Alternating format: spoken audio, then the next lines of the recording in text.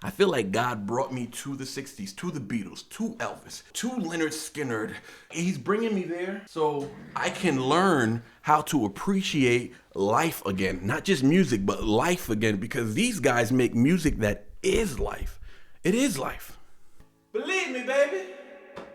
Welcome back to another episode of Goat-Worthy Reactions, where we mainly like to focus on the goats on this channel. And today we're dealing with some big old Billy Goats, man. We got the Beatles in the house today, man. We got Old Darling. Old Darling. Okay, so one thing I'm starting to notice about this group already, honestly, every time I hear something from them, it sounds different than what I've heard last, and that's rare. I feel like a lot of artists find that one lane, that one pocket, and they kind of just stay there, especially if it's working for them, because, if it ain't broke, don't fix it kind of thing.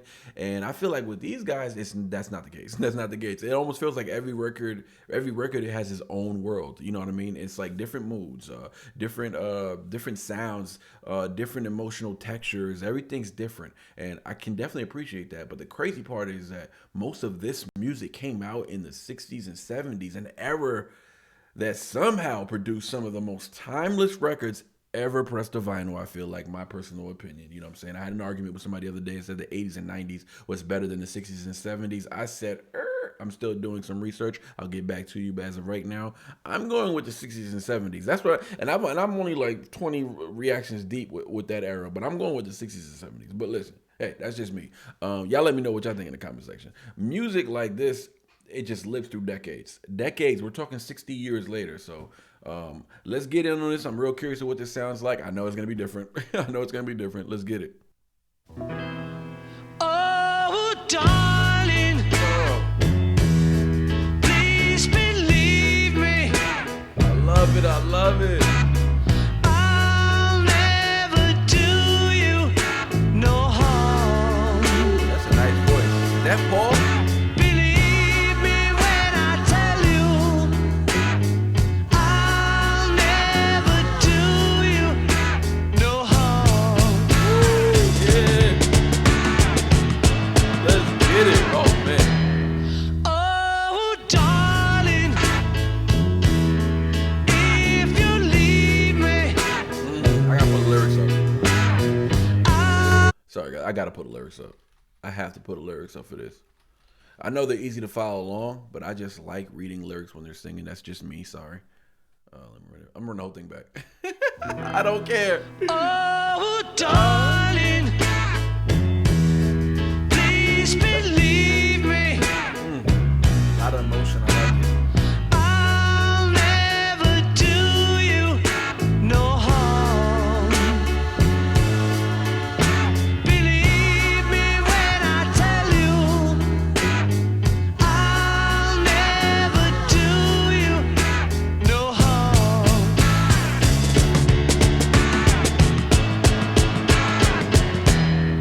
Oh, darling. This is really good. Is this Paul McCartney? Like, I think I was told, forgive me if I'm wrong, but I think I was told that Paul McCartney is singing throughout this entire song. So far, that person singing now sounds just like the person who started off the song, so I'm going to assume so. I'm not sure, though. But I just wanted to point something out, man. The production is really good. Very stellar. I did appreciate just the way it just comes at you. It's quite aggressive, even though it's kind of like a slow dance almost. Like I can totally hold on to my wife and just two-step to this, you dig? But at the same time, it was a little aggressive when it came out, but I think it's purposeful for what the song is gonna represent. And I feel like where he may be going with this, I think like the aggression of the production is necessary. I think it's necessary. Already off the bat, yeah, it sounds nothing like anything I've heard from them so far. So yeah, I'm excited about that. But let's keep it going because I want to hear a little more. If you leave me, I'll never make it alone. Deep too, deep. Believe me when I beg you, don't ever leave me alone. I like the build up. A lot of tension. When you told me you didn't need me anymore, well, you know I nearly broke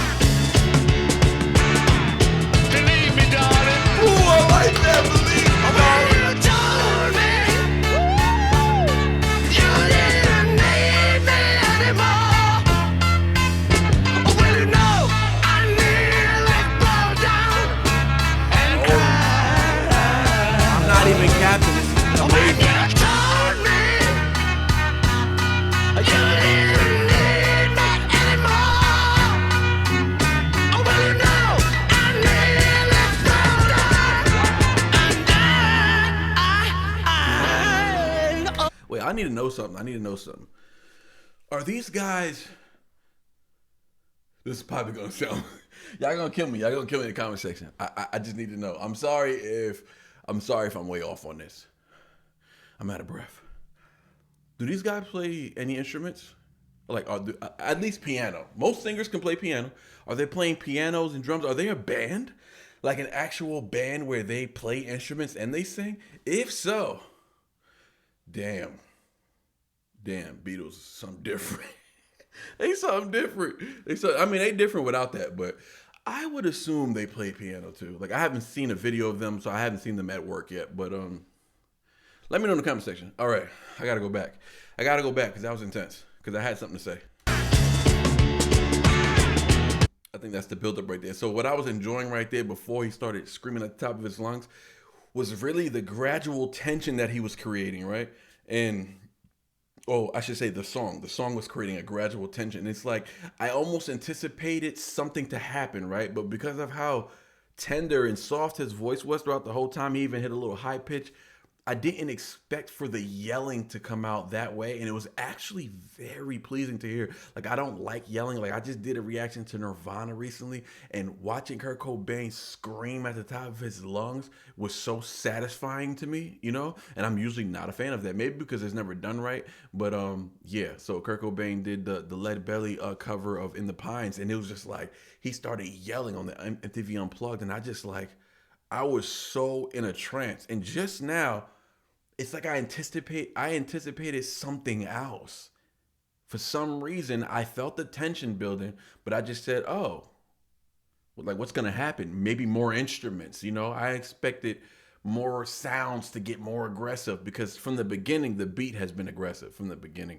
And I really appreciate this. I got to bring it back, though. I got to bring it back. I got to hear that one more time, because I just had to live in that. I'm sorry. I had to live in it a little bit. Come on, man. You know what it is. Come on, man. You guys are living this over again. Like, you're starting over with me now. So, like, you can't expect me to be able to just listen to it through. I have to play it back. I have to pause it, because I'm experiencing this for the first time, and you guys been here already, all right? Let me get my shot. When you told me you didn't need me anymore, That is powerful. well, you know, I nearly broke down. Oh, actually, I want to go back to the point when he was talking. I think I do appreciate when artists know when to talk, you know? Not like me, how I'm talking, cutting it off and pissing people off at home. But hey, it is what it is. This is what a reaction channel is. But I do appreciate him talking. He said, come on there, baby. Like, that's like so like 60s to me, but Get alone.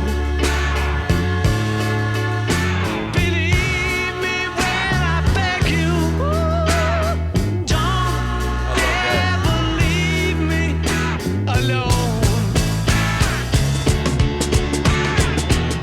where is that part?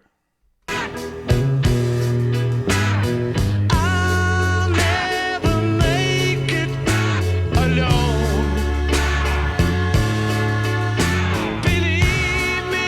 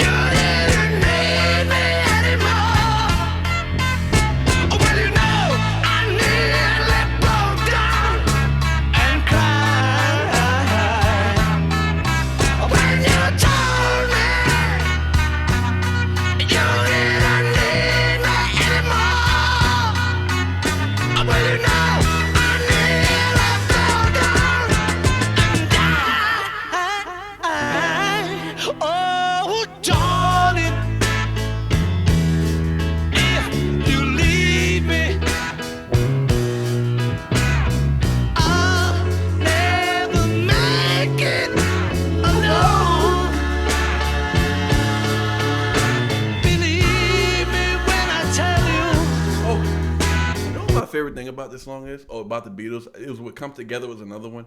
This is a little more complicated than Come Together, but what Come Together was, they're masters at everything. They're masters at writing. They're masters. I mentioned this in Come Together that they dumbed it down on Come Together. They dumbed it down, made it very like follow me. Everybody can sing along. They did all that. But also, this is a little more complex, a little more lyrical. I know it's not like confusing to follow, but I'm a musician. I write music. So sometimes I can almost predict what the next line is going to be, or even the next melody, because of just how much music I have consumed in my life, right? I'm pretty sure you guys feel the same way, especially if you grew up on the Beatles. Like, I'm losing my breath. But my point that I was trying to make is that maybe not for the average listener, but for me, I just remember. I mean, I do have the lyrics in front of me, but I can just remember. I can hear a chorus once and remember it because the music guides me to the right rhymes. And I know rhymes because I write rhymes. I write music. So it's easy for me to follow the Beatles. So I love that. I love that I can follow along and remember their lyrics because a lot of singing music, I'm not going to say R&B or rock, but just a lot of music that's singing, there's a lot of spacing out of words. So rap use a lot of words. So it's a little harder to remember a rap verse because there's so many words in there. Singing more so, you stretch out words, so you say less words, far less words, right? And one verse in a rap song could be an entire song for a rock song or for an R&B song. So because I'm used to remembering rap lyrics, complex rap lyrics, hearing this is like nothing. I can remember this, but also I understand that this is actually the complexities of lyricism in the rock world, the blues rock world. This is lyricism. Why? Because the song is saying so much. It's attacking many things. Cultural impact is attacking emotional intelligence. It's also relevance. So, because we can hear it, 60 years later and still feel like someone went through this exact thing yesterday, or right now per se. And it's like, so it's attacking many things, right? And then it's also just attacking good music, good vibes. We can actually dance to this. Now, imagine we was on a disco floor. I say disco because they from the 60s and 70s. Imagine we was on a disco floor and this came on, bro. Like, I'm dancing with my girl, but at this point, we probably had a couple of drinks, you know what I'm saying? Back in the day, I don't drink no more. But, back in the day, and then it's like you dancing, and he's just, oh, darling. You're having a good time, you're laughing. So they know how to provide a good time while giving you a message, while making this, you can play this music anywhere. So now they're barbecue friendly, they're kid friendly. You can play them at the functions. You don't ever have to turn it down in the car with the kids riding. And that's like the path I'm on. I think I'm just like, God has just brought me to this. He's brought me back to the future. I might title this entire series Back to the Future, honestly, because I feel like God brought me to the 60s, to the Beatles, to Elvis, to Leonard Skinner, he's bringing me there so I can learn how to appreciate life again. Not just music, but life again, because these guys make music that is life. It is life.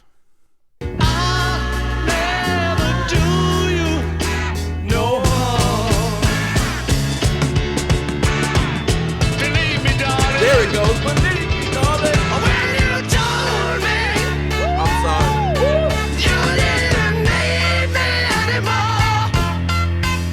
Well, I nearly broke down and cried.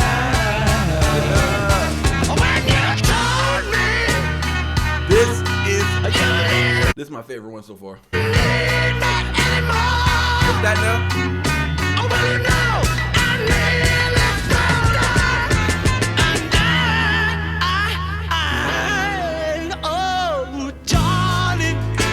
two-stepper though. Please believe me. I'll never let you down. Oh, believe me, darling. Believe me when I tell you I'll never do you no harm.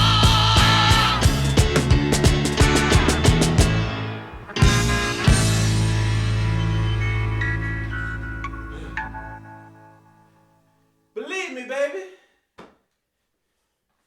My sock fell off. Let me tell you something real quick. See, this is what I keep noticing about the Beatles. They're attacking songs from different angles, different emotional angles. A song can sound playful. A song can sound experimental, like them. They like to experiment. It's almost like they're trying to create a new sound. Like, this is what they're into. They're risk takers as well. Or maybe they're not risk takers. Maybe they're just super freaking confident. Maybe it's just that. Or maybe they were just on a lot of drugs. I don't know what the reason is. I'm not sure. But I'm glad whatever it is, they did it and they got through it. And then something like this, though, comes along, and this is different. This is like raw feeling. Very versatile what they're doing. See, because most artists become, like I said before, most artists become known for one sound, right? But these records right here, to me, I feel like is where they were more interested in exploring music rather than repeating music. I feel like a lot of artists are just repeating something that worked for them once, so they keep doing it, and it's working for them. That's good. Monetary, it's good. Temporarily, it's good, but it has to last, man. It has to last. Is it gonna mean anything by next year? Look at the music that's coming out now. It's here today, going tomorrow. Nobody's holding on. Nobody's making classic records anymore. There's no classic albums coming out. Not even in hip hop. No classic raps. No nothing. No nothing is coming out. And it's like, man, I'm ready to call my boy back and argue with him. He said 80s and 90s is better than the 60s and 70s. No, it can't be. It can't be. The Beatles and Elvis were in the 60s and 70s. Come on now. And I know a little past that as well, but 80s and 90s. I mean, he had Michael Jackson in the 80s, but that ain't enough. Michael Jackson ain't taking out Elvis. So, and that's a debate. It's a debate. I understand it's a debate, but I mean, it's debatable. Actually, let me not even calm down. I'm jump out the window now. They got Prince too. I mean, they got some things. It's debatable. It's a debatable conversation. I don't know who takes the crown, but my appreciation is that these guys are capturing human emotion. And I think this is why they propelled, and this is why they last so long. And another thing, actually, it always surprises me. These guys were so freaking young when a lot of this music was made. I'm reading the comments. You guys have been schooling me.